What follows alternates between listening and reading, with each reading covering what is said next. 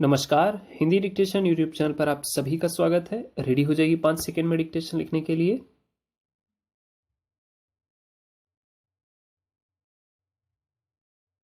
प्राचीन युग का आदिमानव वर्तमान सभ्य और सुसंस्कृत स्थिति तक कैसे पहुंच पाया, इस तथ्य पर विचार करते हैं तो पता चलता है कि बुद्धि कौशल को एक दूसरे का भाव भरा सहयोग न मिला होता तो मनुष्य आज की सभ्य और विकसित स्थिति तक न पहुंच पाता।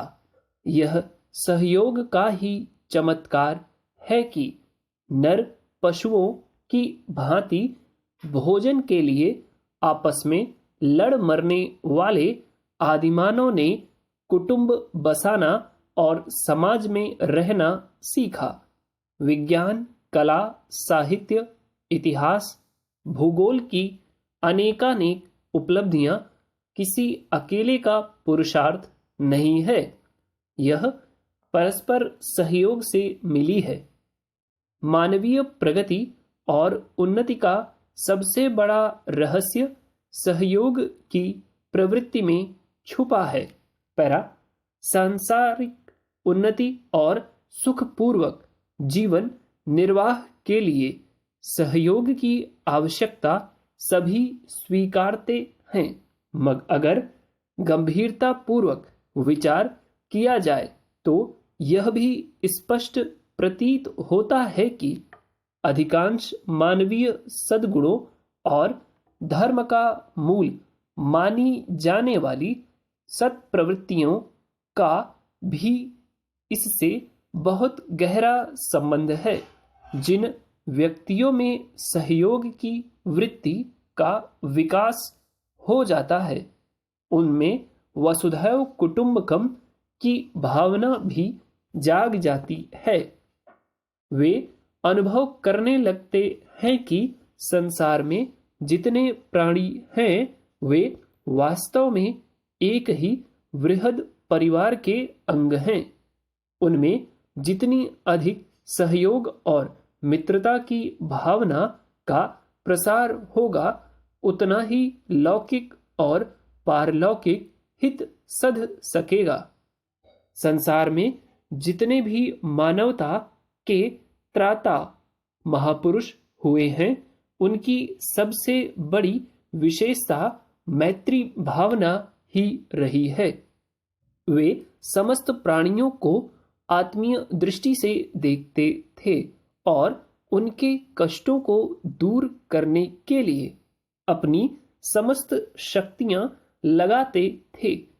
इन महापुरुषों की शिक्षा का ही परिणाम है कि मनुष्य देश और काल के अंतर को भुलाकर धीरे धीरे मनुष्य मात्र को अपना भाई या संबंधी समझने की तरफ अग्रसर हो पाया है। पैरा, भारतीय मनीषी तो इसे हजारों वर्ष पूर्व वसुधैव कुटुंबकम और आत्मवत सर्वभूतेषु जैसे सूत्रों द्वारा प्रकट कर चुके हैं और यहाँ के हजारों संतों ने उसी के अनुसार आचरण करके भी दिखाया है।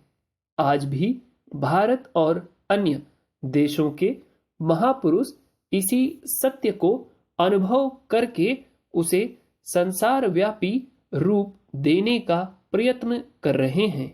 हालांकि आज अधिकांश मनुष्य स्वार्थ की तरफ प्रेरित जान पड़ते हैं और एक संघर्ष की तैयारी में संलग्न हो रहे हैं।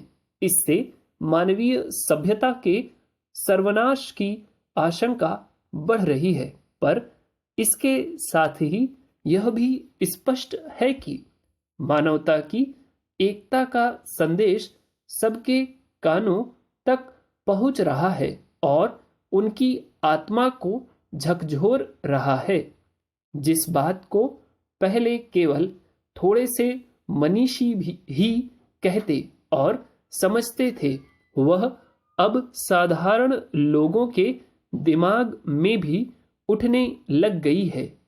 इससे आशा है कि विनाश के काले बादलों के होते हुए भी अंत में सहयोग का सूर्य ही सबसे शक्तिशाली सिद्ध होगा और संसार अंधकारमय प्रदेश से निकलकर सार्वजनिक सुख शांति के स्वर्णिम युग में आ सकेगा।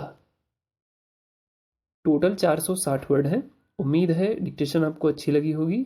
यदि आपको कोई समस्या है तो प्लीज़ आप उसको कमेंट में ज़रूर बताएं। कोई सुझाव है तो उसको भी लिखें और वीडियो अच्छा लगा तो प्लीज़ लाइक करें। Thanks a lot.